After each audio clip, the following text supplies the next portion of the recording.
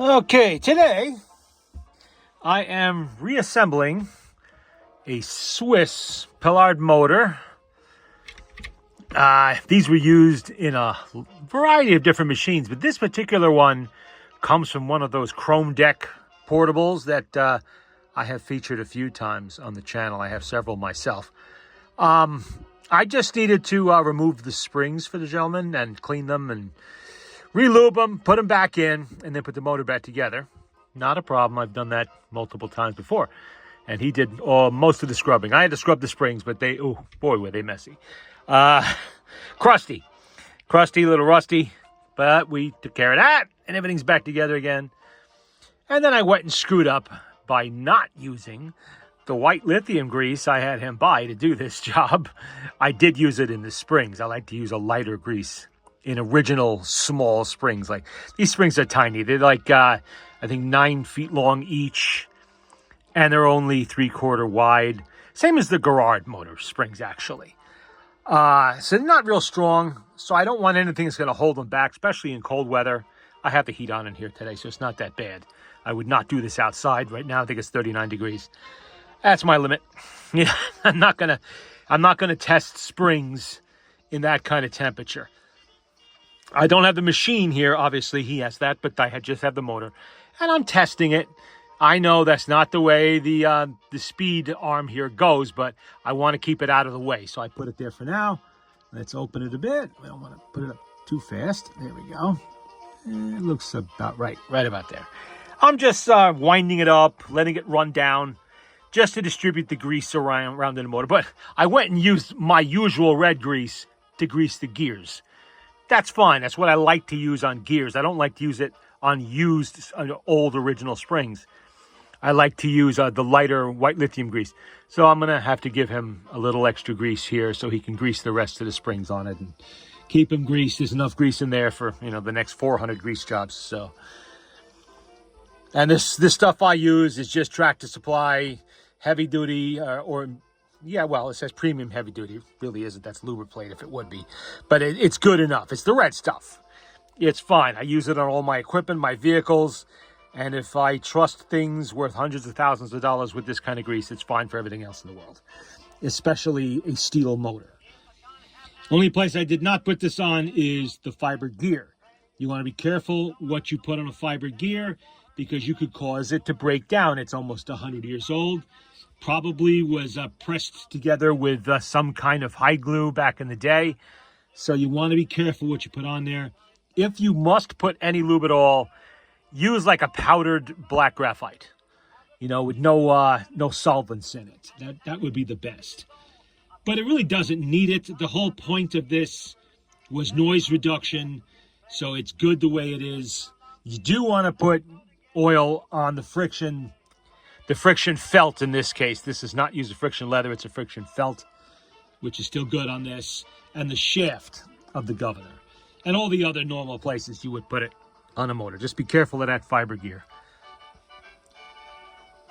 But other than the screw up with the grease, everything's back together just fine, and it's behaving itself. It's nice and smooth and quiet now. I forgot to ask him if this motor turned at all before he gave it to me. It was disassembled and cleaned except for the springs when I got it. So I don't know. I didn't test it ahead of time. Well, it looks like we're doing good, and we needed a few small parts that were not in the best of shape, so I swapped them out. I keep parts motors. Swiss machines are not that uncommon. The chrome deck ones are. Those are uncommon. Regular Swiss machines, not so much uncommon. They were sold here in the 1930s and 40s, so they are around. This is one of my parts motors there. This is another 2-spring like this one. I've used parts for other motors already. That was from I think that was from a burnt machine. The case was burnt on the outside, but inside it was fine, so I used the motor from that. And this is the single spring version. You can see it looks pretty much the same, except it's shorter posts on the pillar and plate motor. This is the, your typical single. You see how small those springs are. Just like the Gerard. And they're fine for playing 1 or 2 plays. And then you wind it again. Not a big deal to wind it up.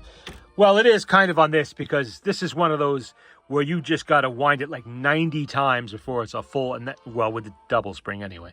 Before it's at full wind, you're really going on that thing. small, little tiny shaft, and doing this over and over and over again. I actually just had one of my chrome decks out not long, about 1 or 2 videos ago, I think. I was testing, what did I do? Test reproduce? Yes, I rebuilt the reproducer that came off this machine that this motor goes to. And I tested it on my machine, one of my chrome deck ones. And same exact motor as this in that one, actually. That's also a 2-spring in that one. Somewhere I have one that is a single spring like that motor over there. And I have a number of the big cabinet, not cabinet models, they're still portables in name anyway. But they look like a large suitcase. They're huge. They got multiple record storage in them and all of that. I've had probably 7 or 8 of those things over the years. Nowadays, you go, when they show up on eBay at all, they're like $500, $600, $700. A lot of money. I mean, it's a really nice machine, don't get me wrong, it is. And about as Art Deco looking a machine as you're ever going to see with all of that chrome. And the whole entire motor deck is, you know, the motorboard is completely chromed. The tone arm, all the hardware, is the trim on the cabinet, on the case rather, it's all chromed. So it really looks cool, but it's kind of expensive. And back in the day when I was buying them, they were maybe $200, $300. They weren't as bad yet. But since then, they have increased in price considerably. And it's a really quiet motor, too. These motors always were, like the Gerard, this has the adjustable bearing caps here. So you want to pay careful attention when you take one of these apart to make sure you know. I mean, if you know how to do it, it's not that hard to set, you know, the bearings where you want it. Really, you're just lining up the shaft here so it's smooth and quiet and lined up correctly with that fiber gear. That's all you're really doing. Same as the Gerard, same thing. All it is if you look at an HMV or a Victor motor, let me see if I can find one here somewhere. If I have a bearing cap, I can show you. I don't know. I may be out of them. I went through quite a number recently. They drill anything in there? Nope. They drill everything off center. Oh, wait a sec. Maybe I got one. No. Oh, there they are. That's where I put them. I put them to soak. And I don't have any here from the Swiss ones, but it would be nice if I could, whoops, I don't want to get the little ball bearing out. Fish out one of the caps without having to stick my fingers into the solvent. That would really be nice. Guess that's not going to happen today. The magnetism has worn. Oh, you know what? I can remagnetize that. I should be able to anyway. We'll just do that. There we go. Oops. Some of these things have had the ball bearings come out of them, and I'll make sure I'm not fishing one out by accident. No. Okay, let's dab the end there a little bit. Get the solvent off it. All right. This is HMV and Victor. Notice how the hole, your governor shaft goes right in that hole, at the end of the governor shaft. How it's perfectly evenly in the middle. Well, with these motors and with the Gerards, that hole is actually drilled off center. So that when this turns in there, right in there, when it turns, you are changing the alignment of the shaft a little bit to get it to line up perfectly with that fiber gear. I don't think it's really necessary to do things that way, but that's just how they did it. I really don't know the reasoning behind it. I mean, let's face it, Victor and HMV made millions of motors with this type of bearing cap in it. You know, that's just straight in there. You don't have to adjust anything there. It's literally a 2-minute job to put the governor in, instead of a 20-minute job, if you know what you're doing, to align the shaft, or a 3-hour job if you've never done it before. You know, maybe a 3-day job. Victor and HMV never had any problems there. They always worked. You know, I never had any problems with it. They worked just fine. But maybe Gerard and the Swiss motors, Paillard, just wanted an extra gimmick, or maybe it is because of that fiber gear. The alignment is just really critical. Don't really know. Never really gave it much thought.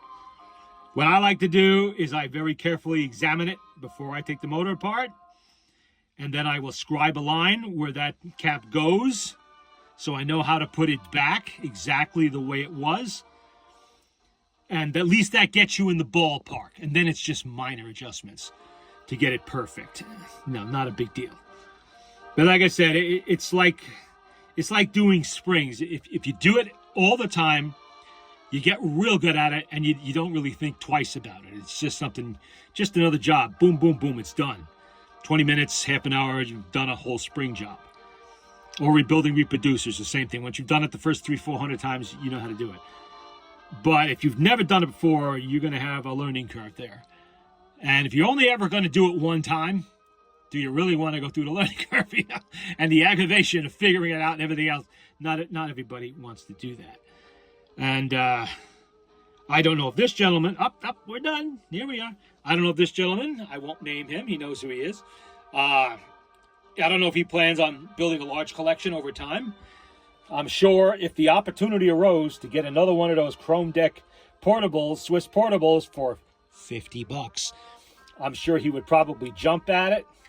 I should probably turn that on first. Yep, there we go.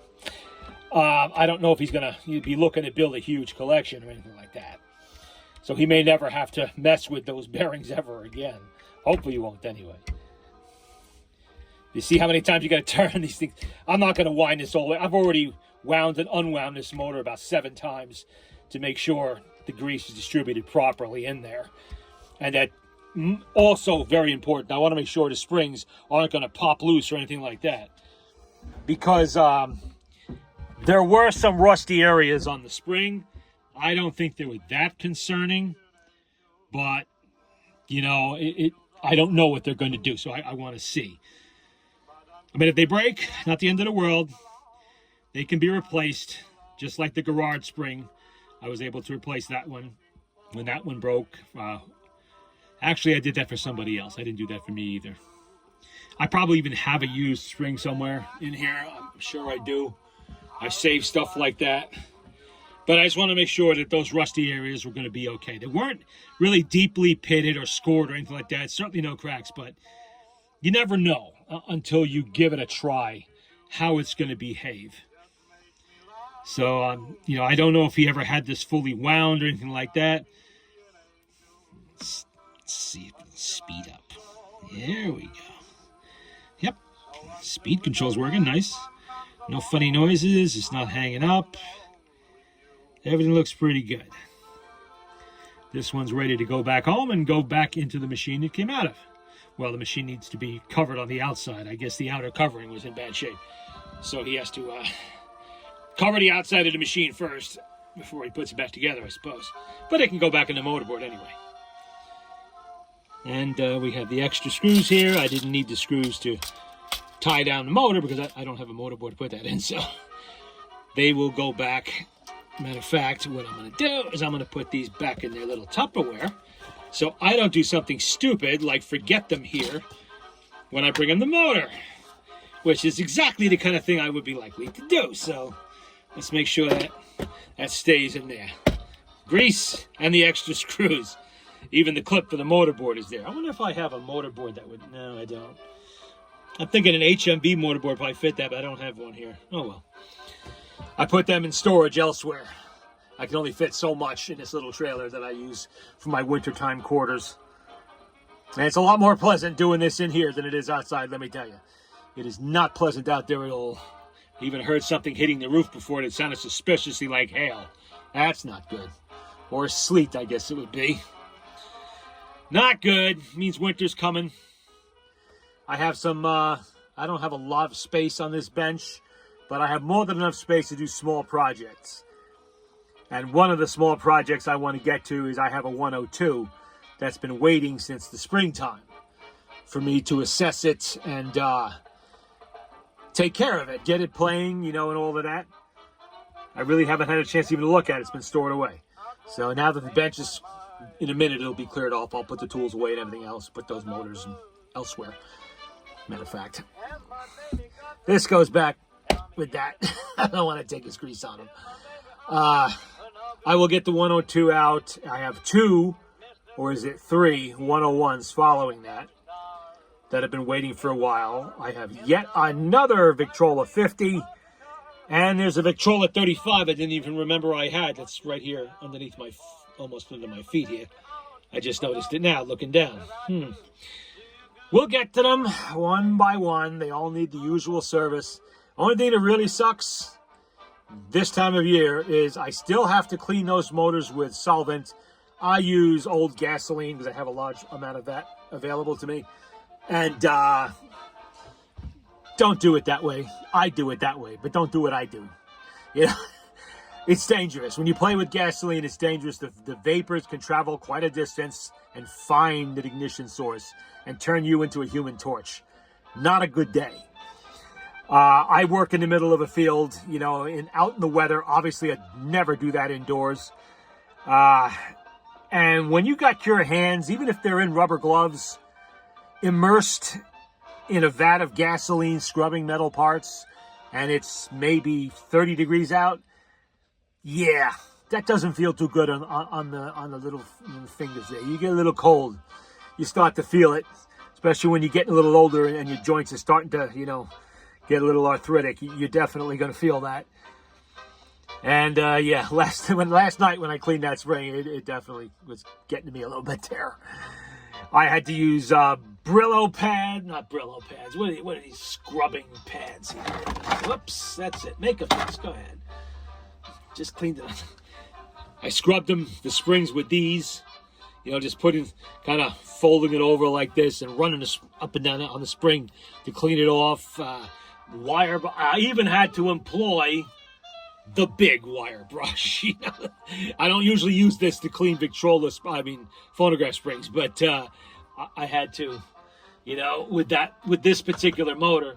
And usually I will use like a copper brush or something like that. It's a little gentler, but there was actual rust, so I needed to get that off there. And I use the heavier wire brush to do that. And a lot of times I don't like to use that because it'll poke holes in my gloves if I'm not careful, and I got them stuck in gasoline. Now my hands stink of gas and everything else. Kind of defeats the purpose of wearing rubber gloves. But I got it done. I got it cleaned up, and it's all back together again now, and everything's working good. It's not giving me a problem, so that's good. It's being well behaved. All right. That's my project for this Sunday, except for the 102. If I have time, I'm going to pull that out and get it situated on here. So at least it's got that far. At least it's moved from storage to the actual bench. So that means it is conceivable at some point I will actually start taking it apart. And, you know, that would be nice. And there you go. Paillard motor. And yeah, I know some people are going to say, oh, that's not how you pronounce it. You know what? I don't speak German. Well, what are the three principal languages of Switzerland? I know there's more. There's Italian, French, and German. I don't speak any of those languages except a few bad words I'm not going to repeat here. So if I mangle the pronunciation, that's why. It's expected of me. It's going to happen. So I pronounce it Paillard. Maybe that's close to the pronunciation, maybe not. Either way, you know what I'm talking about. Swiss motor.